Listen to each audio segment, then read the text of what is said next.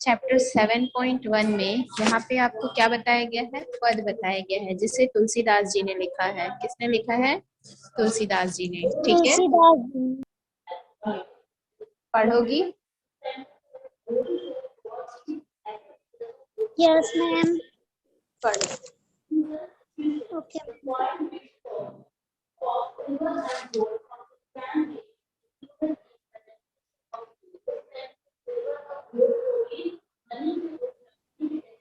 Part 7.1 पद।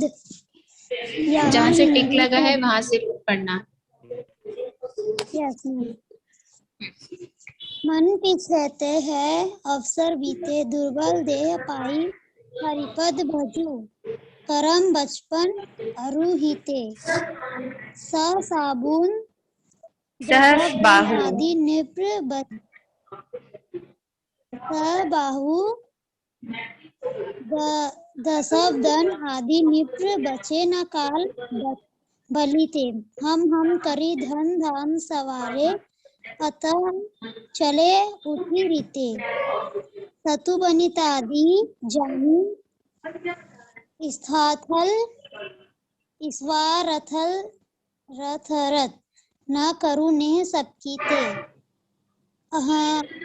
अतः तोहि तजेंगे परम, तू न तजे पामर पामर, तू न तजे अबाहि थे। अब नाथाहीन अनुरागु जागु जड़ त्यागु, दुरासा जीते, बुझे न काम अग्नि, तुलसी कहूँ विषय भोग बहु गीते। मैम इसके आगे और पढ़ूं? नहीं, अभी इसको समझ लेते हैं, इसके बाद आगे का पढ़ेंगे। ठीक है? Yes ma'am. तुलसीदास जी के बारे में आप लोग जानते होंगे। तुलसीदास जी ने रामचरितमानस लिखा हुआ है। ठीक है, रामायण जो है उन्होंने लिखी हुई है रामचरितमानस के नाम से जिसे हम जानते हैं। तो ये अवधी भाषा के बहुत बड़े कवि थे। इन्होंने अपने जीवन काल में राम कथा को अनेक रूप में प्रस्तुत किया है। इनकी प्रमुख रचनाएं कौन कौन सी हैं? रामचरितमानस, दोहावली, कवितावली, विनय पत्रिका इत्यादि।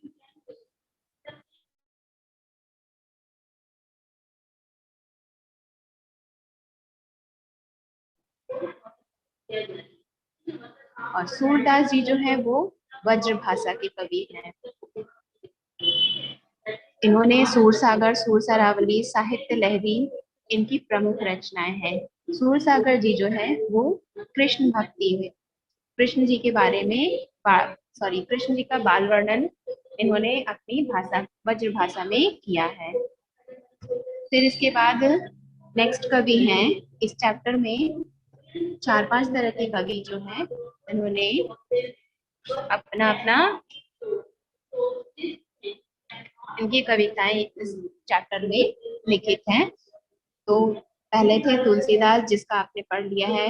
आगे हम सूरदास जी का पढ़ेंगे, सूरदास जी की कविता के बारे में जो कि सूरसागर से लिया गया है। फिर इसके बाद कबीरदास जी जो है वो मध्यकाल के एक ऐसे अकेले कवि हैं जिन्होंने अपनी रचनाओं में कई देशज भाषाओं का प्रयोग किया है। देशज भाषा मतलब अपने देश की भाषाओं का प्रयोग। इनकी कविता मुख्यतः कौन कौन सी है? साखी, शब्द और रामायणी बीजक। ठीक है। फिर इसके बाद है धनी धर्मदास जो कि छत्तीसगढ़ के कबीर धाम में इनका जन्म हुआ है। कहाँ हुआ है धनी धर्मदास का जन्म? छत्तीसगढ़ के कबीर धाम जिले में हुआ है। ये कबीर के शिष्य थे जो कि कबीर की विचारधाराओं को आगे लेकर बढ़े हैं। ठीक है, तो अब हम तुलसीदास जी द्वारा लिखित जिसे आपने अभी पढ़ा उनके बारे में, मतलब उनकी इस विनय पत्रिका की कविता को हम पढ़ेंगे, जिसमें लिखा है तुलसीदास जी ने, मन पछितै हैं अवसर बीते, दुर्लभ देह पाई हरिपद भजू, करम वचन अरुहिते, सहस बाहु दस वदन आदि, नृप बचे न काल बलीते।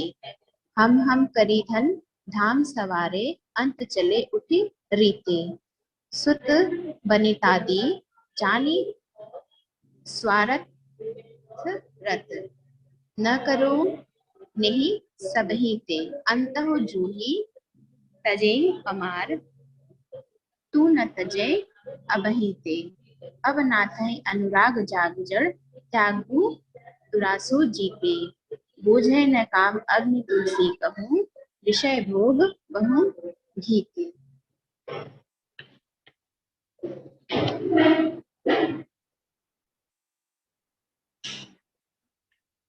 तो अब यहाँ पे देखिए, मन पछताहू का मतलब क्या होता है। जैसे कि मैंने पहले भी कई कविताएं पढ़ाई हुई हैं आपको, तो कई कविताओं के माध्यम से मैंने आप लोगों को बताया है कि संदर्भ हम कैसे लिखते हैं। तो संदर्भ हम कैसे लिखेंगे, प्रस्तुत पद्यांश हमारे पाठ्य पुस्तक भारती के पाठ 7.1 पद नामक पाठ से लिया गया है। ठीक है, अब ये जो कविता है, ये कविता किसने लिखा है, तुलसीदास जी ने। ठीक है, लेकिन तुलसीदास जी ने ये कविता लिखी है और ये कहाँ से लिया गया है, विनय पत्रिका से लिया गया है। ठीक है, सभी चैप्टर्स में हम तो डिफरेंट डिफरेंट टाइप में बताते थे, लेकिन ये जो हमारा अलग अलग 4 पद दिया गया है आपको, उन अलग अलग 4 पदों के जो रचयिता हैं, रचयिता का मतलब यहाँ पे लिखने वाले जो कवि हैं वो अलग अलग हैं, तो उसमें आप इसका संदर्भ भी आपका अलग अलग बनेगा। तो क्या लिखेंगे, प्रस्तुत पद्यांश हमारी पाठ्य पुस्तक भारती के पाठ 7.1 पद नामक पाठ से लिया गया है, जिसके कवि गोस्वामी तुलसीदास जी हैं, और इसकी यह जो है विनय पत्रिका से लिया गया है। ठीक है, तो संदर्भ आप लोगों को शायद याद रहेगा। अब देखिए, इस पैराग्राफ को समझ के आपको क्या समझ आया, पैराग्राफ को पढ़ने के बाद आपको क्या समझ आ रहा है कि इस पैराग्राफ के माध्यम से कवि जो है तुलसीदास जी क्या बताना चाहते हैं। यहाँ पे बोला गया है, दुर्लभ देह पाई हरिपद भजो, मतलब दुर्लभ देह, यह जो शरीर है हमारा, यह दुर्लभ है। दुर्लभ शरीर हमें, ये जो हमारा शरीर है, इस शरीर को पाने के बाद अगर हम भक्ति भावना से भगवान को भजते हैं, सारे बंधनों को छोड़कर भगवान को भजते हैं,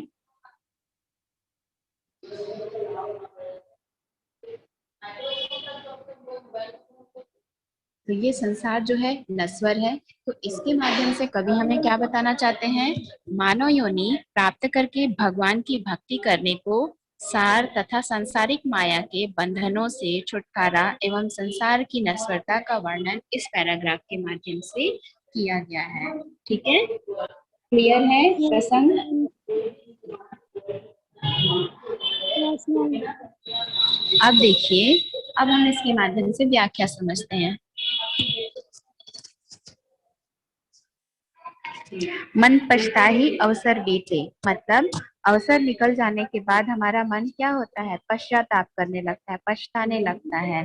फिर इसके बाद लिख रहे हैं, दुर्लभ देही पाई हरिपद भजो कर्म वचन अरु हीते, बहुत ही मुश्किल से यह हमारा शरीर जो है प्राप्त हुआ है, तो इसलिए मन वचन एवं कर्म के माध्यम से भगवान को हमेशा भजते रहना चाहिए।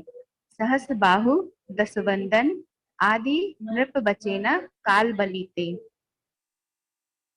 सहस्त्र बाहु जो राजा बलि थे, पराक्रमी रावण थे, जैसे राजा भी बलकारी, मतलब रावण जैसे जो राजा थे, उनकी मृत्यु भी हुई है, उन्हें भी मृत्यु से कोई नहीं बचा सकता है। मतलब इस संसार में सभी जो है वो क्या है, नश्वर है। नश्वर है मतलब खत्म हो सारी चीजें इस संसार में खत्म हो सकती हैं, तो हमारा मनुष्य जीवन भी क्या हो जाएगा, खत्म हो जाएगा। इसलिए हम करी धन धाम सवारे अंत चले उठी रीते, मतलब हम है, हमारा है, अपनत्व को प्रदर्शित करते हुए इस माया जाल को पकड़कर जिन्होंने धन घर इत्यादि एकत्रित किए हुए हैं, वे भी एक दिन मृत्यु को प्राप्त कर जाएंगे और इस संसार से खाली हाथ चले जाएंगे। ठीक है, इसके बाद बता रहे हैं, सुत बनितादि जानी स्वार्थ रत न करो नेह सबहिते, सुत का मतलब होता है पुत्र पुत्री, तो यहाँ पे बता रहे हैं पुत्र स्त्री आदि संबंधित सभी जो है हमारे आसपास के सभी लोग रहने वाले जो हैं वो क्या हैं, स्वार्थी हैं, इसलिए उनको प्रेम ना करो, क्योंकि अंत आने पर सभी क्या है, सभी हमें त्याग देते हैं। अंत समय में कोई भी हमारे साथ नहीं जाता है, ना धन जाता है, ना घर जाता है, ना परिवार का कोई भी सदस्य जाता है। इसीलिए सारे सारे संसार को त्याग कर किसे भजो, भगवान को भजो, ऐसा तुलसीदास जी लिख रहे हैं। अंतहु तो ही तजे तजेंगे पामर, तू न तजे अबहिते, मतलब इसका मतलब क्या होगा, तू अभी से ही क्यों नहीं इसका परित्याग कर देते, हे मूर्ख, तू न तजे अबहिते, तू न तजे अबहिते मतलब क्यों नहीं अभी से ही इनको भजना स्टार्ट कर देते हो, ठीक है। अब नाथ ही अनुराग जागु जड़, त्यागु दुरासा जीते, मतलब इसका मतलब क्या होगा, अनुराग का मतलब क्या होता है, कौन बताएगा अनुराग मतलब।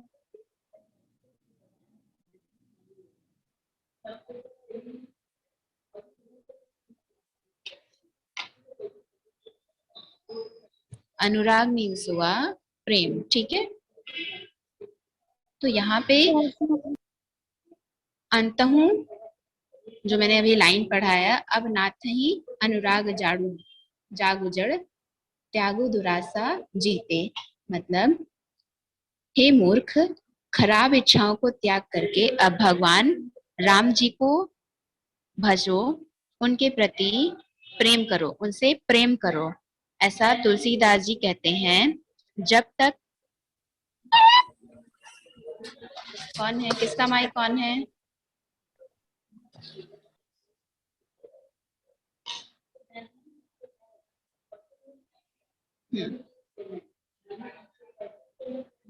जब तक विषय वासना रूपी काम रूपी अग्नि में पड़ते रहोगे वह कभी समाप्त नहीं होगी। बूझे न काम अग्नि तुलसी कहूँ, विषय भोग बहु घीते, मतलब बूझे का मतलब नहीं बुझेगी, बुझेगी नहीं मतलब जलती ही रहेगी हमेशा, कभी भी वह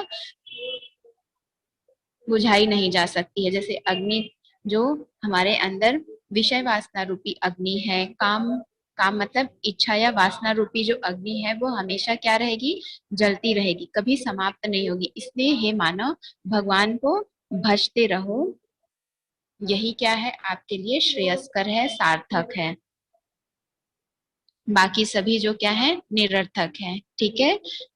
क्लियर है, कोई डाउट है। No ma'am. समझाइए ना। अभी ज्वाइन की हो आप, किसने पूछा बेटा, मैं पूछ रही अभी ज्वाइन की हो ना, हूँ। Yes ma'am. लेट ज्वाइन क्यों की। मैम फोन नहीं था। जो तुलसीदास जी ने ये कविता लिखी है, कविता मतलब यहाँ पे ये जो कविता की जो पंक्तियां हैं वो विनय पत्रिका से लिया गया है, ठीक है।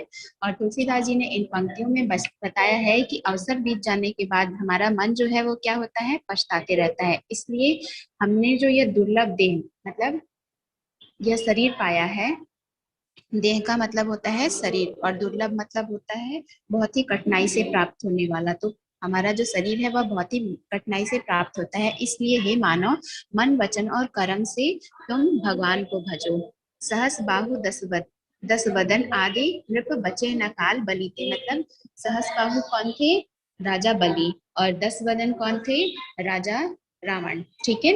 तो रावण और राजा बलि वो भी जो थे काल से नहीं बचे, काल से नहीं बचे मतलब अपनी मृत्यु से नहीं बचे हैं। तो हम करी धन धाम सवारे अंत चले उठ रीते, मतलब हम अपना अपना करते रहते हैं, ये हमारा घर है, ये हमारा धन है, तो ये सब हमारे लिए क्या है, व्यर्थ है, लेकिन अंत समय जब आता है तो हम यह सब छोड़कर क्या होते हैं, चले जाते हैं। सुत बनितादि जानी स्वार्थ रत न करूं नहीं सभी ते, मतलब हमारे जो आसपास के लोग हैं हमारे, जैसे कि पुत्र पुत्री स्त्री, ये सभी जो लोग हैं वो क्या है, पति पत्नी एक दूसरे से क्या करते हैं, स्वार्थ से प्रेम करते हैं। स्वार्थ, उनके मन में हमारे प्रति क्या होता है, स्वार्थ होता है। सभी जो है एक मैम दूसरे आपकी से आवाज स्वार्थ, नहीं आ रही है। सभी जो है वो एक दूसरे से स्वार्थ से प्रेम करते हैं। अभी भी नहीं आ रही है?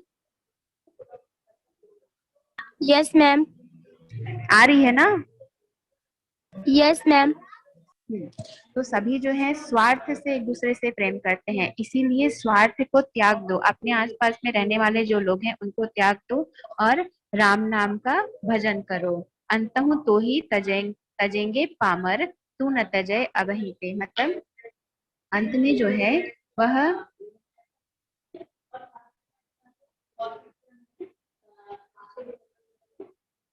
अंत आने पर सभी क्या है, तुम्हें त्याग दे। इसलिए तुम अभी से सभी को क्या करो, इनका परित्याग कर दो। अब नाथ ही अनुराग जाग जड़ त्यागो दुसारु दुरास जीते, बूझे न काम अग्नि तुलसी कहूँ विषय भोग अब बहु घी के, मतलब हे मूर्ख, खराब इच्छाओं का त्याग करके भगवान राम को भजो। भगवान राम को या फिर जिस भी देव को आप इष्ट देव को, आराध्य देव को मानते हैं, उनको भजो। हमारे जो मन में विषय वासना, मतलब विषय वासना, कोई हमारे मन में कामना है या कोई इच्छा है या वासना है, तो वो जो ये अग्नि रूप में हमेशा हमारे मन में हृदय में जलती रहेगी, ये कभी भी समाप्त नहीं होती है। इसलिए भगवान का भजन करो, यही आपके लिए क्या है, सार्थक है। बाकी सभी चीजें जो है वो निरर्थक है। क्लियर है?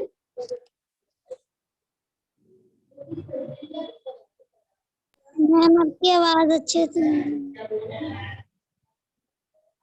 अभी तो वही टॉपिक को समझाई हूँ बेटा। वॉइस अभी बाकी लोगों को क्लियर नहीं है क्या?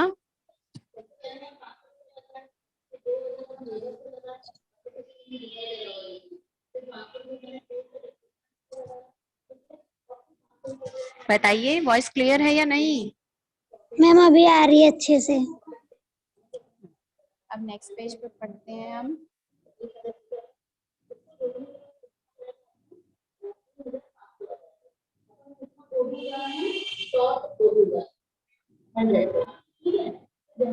हाँ, अब देखिए हमारा थर्ड पैराग्राफ क्या है, सॉरी थर्ड नहीं, सेकंड पैराग्राफ, जिसको सूरदास ने लिखा है, और ये कहाँ से लिया गया है, सूर सागर से लिया गया है। तो जब भी आप संदर्भ लिखेंगे तो कैसे लिखेंगे, प्रस्तुत पद्यांश हमारी पाठ्य पुस्तक भारती के पाठ 7.1 पद नामक पाठ से लिया गया है, जिसके कवि जो हैं वो सूरदास जी हैं, और यह सूर सागर से लिया गया है। ये पैराग्राफ जो है ये सूर सागर से लिया गया है। ठीक है? Yes ma'am. Yes ma'am. अब देखिए इसे पढ़ते हैं। खेलन हरि निकसे ब्रजभोरी, कटी कछली पीतांबर बांधे, हाथ लय भौरा चक डोरी, गए श्याम रवि तनया के तट, अंग लसित चंदन की खोरी, औचक ही देखी तह राधा, नैन विशाल भाल दिए रोरी, नील बसन फरिया कटी पहिरे, बेनी पीठी रुलती झकझोरी, संग लड़किनी चली इतियावती, दिन थोरी अति छवितन गोरी, सूर श्याम देखत ही रीझे, नैन नैन मिल परी ठगोरी। तो ये जो पैराग्राफ इन्होंने लिखा है सूरदास जी ने, इस पैराग्राफ को पढ़ते हुए आपको क्या समझ में आ रहा है? सूरदास जी जो थे वो कृष्ण जी के बाल रूप का वर्णन करते थे, तो उसके माध्यम से आप यहाँ पे पढ़ रहे हो, मैंने यहाँ पे पढ़ के आप लोगों को बताया, तो उसके माध्यम से क्या समझ में आ रहा है कि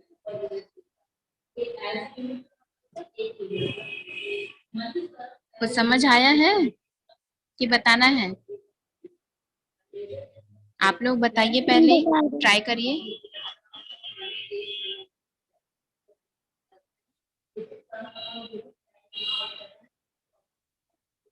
नहीं आ रहा है, मैम ठीक आप है। समझाइए ना।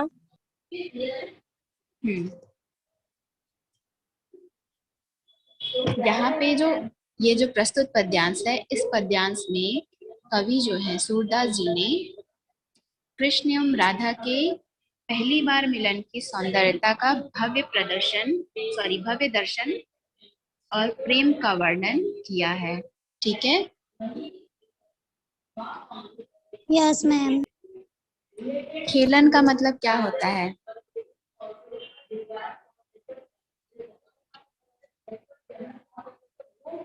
खेल खेलना। ठीक है।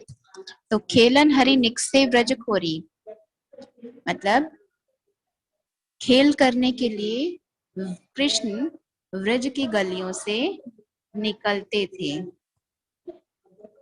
व्रजखोरी का मतलब होता है ब्रज की गलियों से निकलना। ठीक है। कटी कछनी पीतांबर बांधे, हाथ लए भौरा चकडोरी। कटी कछनी का मतलब क्या होगा?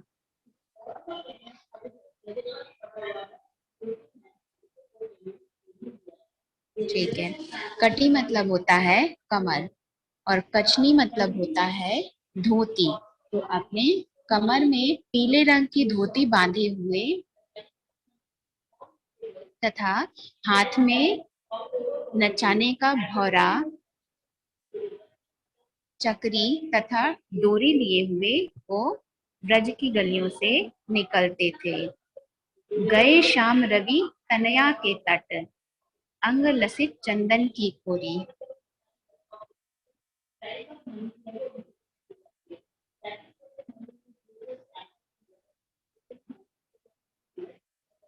श्याम कौन है यहाँ पे?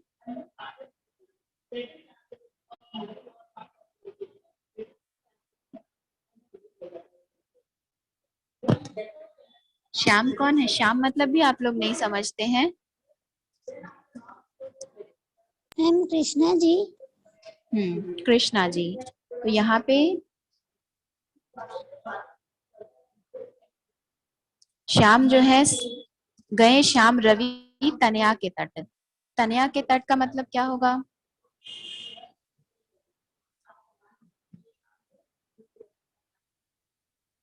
सूर्य की पुत्री यमुना, मतलब वो जहाँ रहते थे वहां यमुना नदी बहती थी। तो यमुना नदी के तट पर श्याम जो है गए, अंग लसित चंदन की खोरी। अंग लसित चंदन की खोरी का मतलब? मैम चंदन का टीका। चंदन का अंग लसित, अंग का मतलब होता है शरीर। ठीक है। और चंदन की खोरी, चंदन की खोरी का मतलब हो गया वो अपने पूरे शरीर पर चंदन का लेप लगाए हुए हैं। ठीक है। Yes ma'am. औचक ही देखी तह राधा, नैन विशाल भाल दिए रोरी। मतलब औचक का मतलब क्या होगा?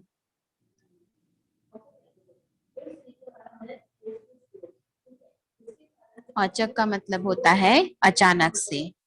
अचानक से राधा ने उनको देखा और राधा के जो नेत्र हैं वो कैसे हो गए? नैन विशाल भाल दिए रोरी, मतलब विशाल का मतलब क्या होगा? बड़ा। ठीक है।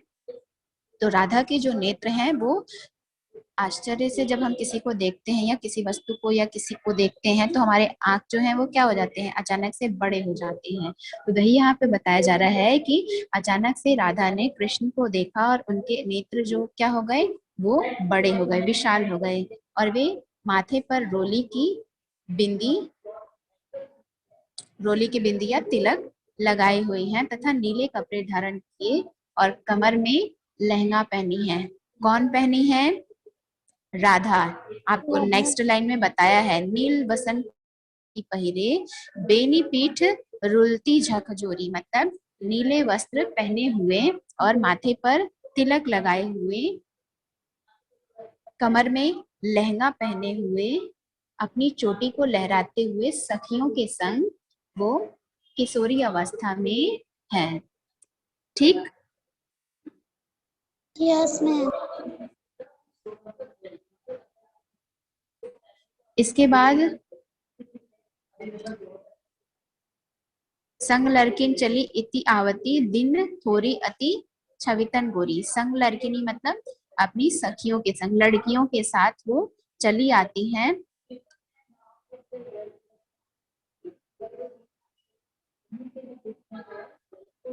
और अपनी चोटी को लहराते हुए दिखाती हैं, और वो किशोरावस्था की है। किशोरावस्था की है मतलब जो किशोरावस्था 12 से 16 वर्ष की आयु होती है उसे किशोरावस्था कहते हैं। ठीक है, अब इसके बाद नेक्स्ट एंड लास्ट लाइन है, शूर श्याम देखत ही रीझे, नैन नैन मिल मिल परी ठगोरी। मतलब राधा के मनमोहक रूप को देखकर श्याम जो है वो क्या हो जाते हैं, रीझ जाते हैं, मतलब उन पर प्रसन्न हो जाते हैं, उन्हें उनकी आंखों से आंख दोनों के जो है मिलने लगते हैं और एक जगह ठहर जाते हैं, और वो एक दूसरे के रूप को देखकर मंत्रमुग्ध होकर प्रेम में बंध जाते हैं। ऐसा सूरदास ने अपने सूर सागर की कविताओं में बताया गया है, जिसकी एक पंक्ति इस चैप्टर में बताई गई है। क्लियर हो गया? Yes, ma'am. क्लियर है? कोई डाउट है? No ma'am. No, ma'am. आगे की दो पंक्तियों को हम कल पढ़ेंगे, ठीक है? Yes ma'am. जिसे Yes, ma'am. किसने लिखा है, एक कबीर ने और एक धनी धर्मदास ने। Have a good day. Have a nice day Chapter ma'am. 7.1 page 7. Number 144। Yes, ma'am.